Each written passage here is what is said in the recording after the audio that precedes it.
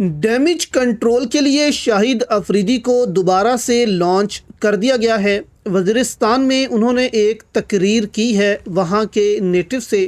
اب یہاں پر تقریر کرتے ہوئے شاہد افریدی کہتے ہیں کہ پشتون قوم کے مسائل تب حل ہوں گے جب ہم مل کر اپنی حکومت اور سیکیورٹی اداروں کے ساتھ بیٹھیں گے، ان کو اپنے مسئلے بتائیں گے اور اپنے اداروں کو عزت دیں گے۔ اب شاہد افریدی کی اس ٹویٹ پر نیچے کومنٹس لوگ یہ کر رہے ہیں کہ کیا کل آپ نے P T I M N A کی جو وائف تھی ان کی پریس کانفرنس نہیں سنی، جس میں وہ پاکستان کے اداروں پر ہی الزام لگا رہی ہیں کہ کیسے ان کو بالوں سے پکڑ کر گھسیٹا گیا، ان کی 9 سالہ بچی کو گھسیٹا گیا بالوں سے پکڑ کر، ان کو تشدد کا نشانہ بنایا گیا۔ تو یہاں پر نیچے اگر آپ کمنٹس دیکھ لیں دوستو تو آپ حیران ہوں گے کہ عوام جو ہے اب کسی کی نہیں سن رہی۔ جو حکومت کے حق میں بات کرتا ہے پاکستانی عوام اس کو بھی غدار قرار دیتی ہے۔ اب عمران ریاض نے اس پر شاہد افریدی کو جواب بھی دیا ہے۔ عمران ریاض نے کہا کہ نئی لانچنگ کی ایک اور کوشش عوامی مینڈیٹ کا احترام، جمہوریت، رول آف لا اور آزادی اظہار رائے ہی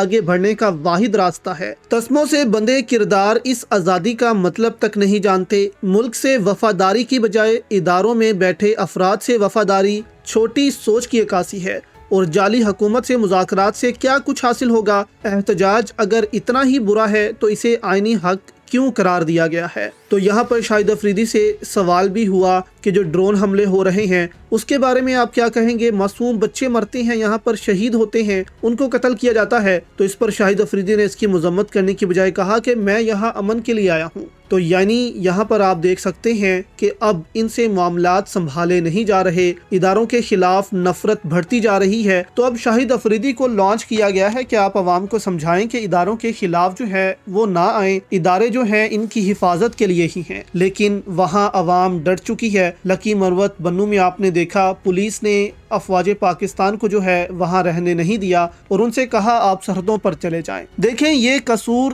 کسی ادارے کا نہیں ہے بلکہ شخصیات کا ہے، جو کہ اپنی حکومت کو قائم و دائم رکھنے کے لیے یہ سب کچھ کر رہے ہیں۔ یہ سب گیمز جو ہیں وہ کھیلی جاتی ہیں صرف ڈالرز کے لیے۔ تو یہاں پر عمران ریاض نے بھی شاہد افریدی پر تنقید کی۔ آپ شاہد افریدی کے بارے میں دوستو کیا کہیں گے؟ نیچے کومنٹس میں اپنی رائے بھی ضرور دیجیے گا۔